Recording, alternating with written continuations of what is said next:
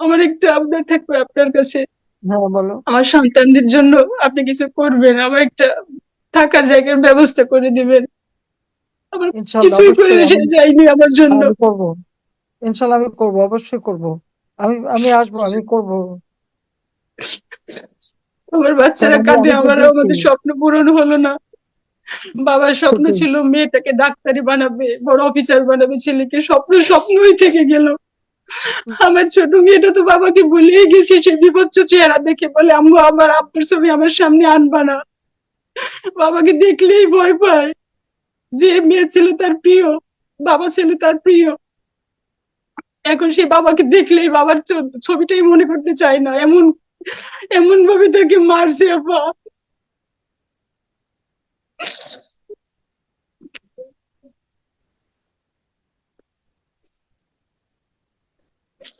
যদি একটা থাকার ব্যবস্থা হতো আমার, আমি সব একটু নিশ্চিন্ত থাকতে পারতাম। আপা, প্রিয়জনকে হারিয়ে কেউ কখনো শান্তিতে থাকতে পারে না।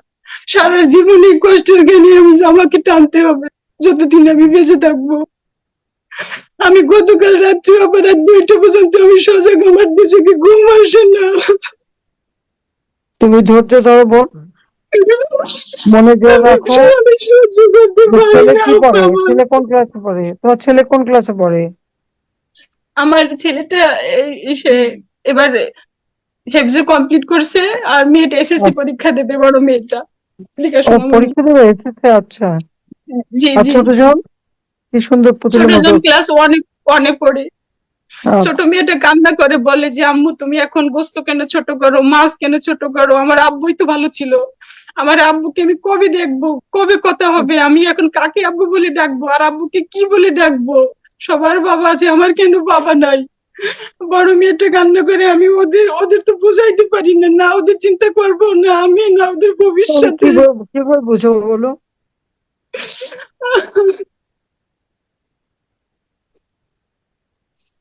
কি সর্বনাশ করে দিল, কত মানুষের জীবনে সর্বনাশ করে দিল। এটা কেন এরকম করলো আমি জানি না। আমার ইচ্ছা করে সন্তান এভাবে গুলোর মানুষকে মুখের দিকে মারলো। তাকালে আমি আমি সহ্য করতে পারি না। না না, তুমি সবর করো, ধৈর্য ধরো। এত সুন্দর বাচ্চা তোমার। ওরাই ওরাই একদিন উঠে দাঁড়াবে, ওরা লেখাপড়া শিখে বড় হবে। আর অবশ্যই আমি আমি আসি, যা লাগে পড়াশোনা সব অবশ্যই আমি একদিন আমি আসবো এবং আমি দেখবো। ওরা তো আমারও মেরে ফেলতে চাইছিল কোনো মতে। কেন, আল্লাহ কিভাবে বাঁচালো, বারবারই তো বাঁচায় দিচ্ছে। সেই 21 আগস্ট গ্রেনেড হামলা থেকে, কোটলিপার কি বিশাল বোম পুত্র, সেখান থেকে খোদা তো বাঁচায় রাখে। তা আল্লাহ যখন বাঁচায় রাখছে আমাকে, আমাকে যে বাঁচিয়ে রাখলো, আমার তো মনে হয় আমার হাত থেকে নিশ্চয় কোনো একটা ভালো কাজ আল্লাহ করায় নেবে আমাকে দিয়ে। সেই জন্য আল্লাহ আমাদেরকে বাঁচালো। কাজে ইনশাল্লাহ আমি আমি দোয়া তোমাদের জন্য করি যা আপনি যা যেখানেই লাগবে থাকেন দেখবো। ভালো থাকেন, সব সময় আপনার জন্য আমার না, আমি দোয়া আছি থাকবে। আছি বাবা, সবসময় তোমাদের জন্য চিন্তা করি। এই জন্য আমি আমাদের পার্টির লোক বলছিলাম তোমাদের সাথে যোগাযোগ করতে, কে কোথায় আছে একটু খোঁজ নিতে। আমি তো বুঝি, কারণ আমরা তো এরকম সেই 75 সালে যখন সব হারালাম, দুই বোন আমরা, সেই এতিম এসি হয়ে গেলাম, না ঘর না বাড়ি না নিজের দেশ। আবার এখন সবকিছু ভেঙে গুড়িয়ে শেষ। এমনকি আমার স্বামীর বাসাটা সেটাও ভেঙে দিছে, রান্না বাসাটা সেটাও লুট করে নিয়ে গেছে, আগুন দিয়ে সব পোড়ানো, এবং ইট টিটও খুলে নিয়ে চলে গেছে। তোমাদের মতো আমাদেরও কোনো থাকার জায়গা নেই, কিচ্ছু নাই। তারপরেও মানুষের যে কষ্ট, সেই কষ্টটাই আমি দেখি। আমাদের দিন তো চলে যায়, কিন্তু এই যে তোমাদেরকে এইভাবে একটা মানুষকে পিঠে মারা কি সোজা কথা? এরা কি অমানুষ? এদের মধ্যে মনুষ্যত্ব বোধ নাই? ওটাকে আল্লাহ এমন এদের ভাবে বিচার মারছে, করবে, আল্লাহ দাঁত এদের গুলো, বিচার করবে। মুখটা পুরো এই বিকৃত করে ফেলেছে, দাঁত উঠে ফেলে যাবা, দেখা যায় না। আমার মেয়ে, ছোট মেয়েটা তো বাবাকে দেখতেই ভয় পায়, বলে কি ছবিটা সরাও মামানি, আমি দেখতে চাই না। না না না, আমি সব ছবি দেখছি তো, আমি লাস্ট দেখছি, এটা প্রতিবাদও করছি। আমি তো ইনকোয়ারি কমিটিও করে দিয়েছিলাম। আমি জজ সাহেবরে দিয়ে কমিটি করছিলাম যে যাদের এভাবে মারছে এগুলি তো ইনকোয়ারি করা হোক। সে তো কাজ করতে দেয়নি। এই যে এখন যে ক্ষমতা আছে, ইউনূস তো এই ইনকোয়ারি করতে দেয়নি, বন্ধ করে দিচ্ছে এবং তাদেরকে মাফ করে দিচ্ছে, দায় মুক্তি দিয়ে দিচ্ছে, এদের বিচার হবে না। এটার কথা হলো নাকি? এই দায় মুক্তি সে দেয় কে? সে কিভাবে? সে তো জোর করে ক্ষমতা দখল করছে।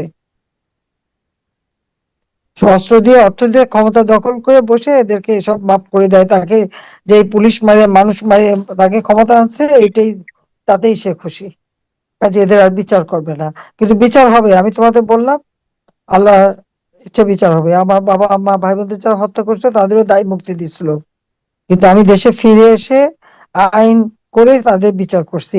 ইনশাল্লাহ এই হত্যারও বিচার আমি করব, আমি তোমাদের কথা দিলাম, দোয়া করি। আমি আর বিচার আপনি করবো। আমার আর জন্য একটু ব্যবস্থা করবেন। সবার হয়তো বাড়ি আমি গাড়ি থাকার জায়গা আমি আছে, আমি কিন্তু আমি আমার অবশ্যই করব, নিশ্চয়ই করব।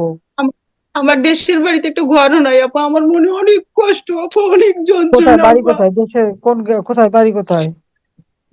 গোপালগঞ্জ আপা। গোপালগঞ্জে? জি। কোন জায়গা? গোপীনাথপুর। ও আচ্ছা, হ্যাঁ, ঠিক আছে, আমি খবর হ্যাঁ, নেবো, আমি আমি তোমার, খবর নেবো দেখে। হ্যাঁ, হ্যাঁ, জি, জি। আমাদের লোকজন, পার্টির লোকরা তো কেউ ঘরে থাকতে পারে না, তাদের ব্যবসা বাণিজ্য বন্ধ, ঘর বাড়ি পোড়ায় দিচ্ছে সব, যে অত্যাচার তা তো সীমাহীন। তারপরে আমি ওদেরকে বলবো খোঁজ নিতে, খবর নেবে নেবে সবাই, চিন্তা করো না, আমি যখন বেঁচে আছি হ্যাঁ আমি আপা, থাকলে এরকম করবো। আমার বাসায় অলরেডি কিছুদিন আগে এই সাংবাদিকটা গিয়েছিল যে আমার ঘর হ্যাঁ, খুঁজে পাইনি ইন্টারভিউ নেওয়ার জন্য। পরে আমি আর কি আমাদের পুলিশ সদস্য ভাইদের সাথে যোগাযোগ করছি যে আমি ইন্টারভিউ দিতে চাই না। যখন আমার পাশে দরকার ছিল ওই সাংবাদিকদের, যে ওরা যদি ছবিগুলো পোস্ট করতো হাজারো বোন তার স্বামীকে ফিরে পাইতো, এখন আমাদের পাশে সাংবাদিক প্রয়োজন নাই।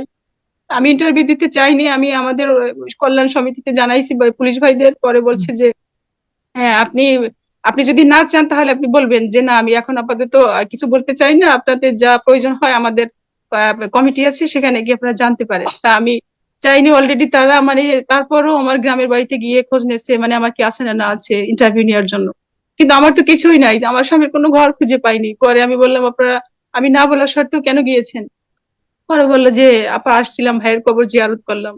কিন্তু মানে দেখলো যে আমার তো কোনো একটা ঘর, একটা দুচালা, যে আমার সন্তানকে নিয়ে আমি দাঁড়াবো আপা, সেই ব্যবস্থাও সে করে যায়নি। আমি কি করব? আমি তো সেই চিন্তায় সব সময় অসুস্থ হয়ে থাকি আপা। আমার সব আছে, আমার কিছু নাই। আমি যদি এখন মরে যাই, আমার এই তিনটে সন্তান সাগরের ভিতরে ডুবে মরবে, কেউ তখন ওদের পাশে থাকবে না। আজ আমার স্বামীকে হারাইছি, আমার ওদিকে স্বজনরা সবাই মুখ ফিরিয়ে নেয়, অর্ধেক মানুষ আমার থেকে মুখ ফিরিয়ে নেছে। আমার একটা ভাসুর থেকে বিদেশে, সেও যোগাযোগ করে না। সবাই মানে যখন সে বেঁচে ছিল সবাই ছিল, এখন তার পাশে কেউ নাই, তার তো সন্তানদেরও খোঁজ নেয় না। আর আমি যখন মরে যাব আমার তিনটে সন্তান তো একদম শ্যাওলার মতো ভেসে বেড়াবে। না না, তোমার বেঁচে থাকতে হবে তো, বাচ্চাদের জন্য বেঁচে থাকতে হবে, আর ধৈর্য ধরতে হবে, মনে সাহস রাখতে হবে, ঠিক আছে?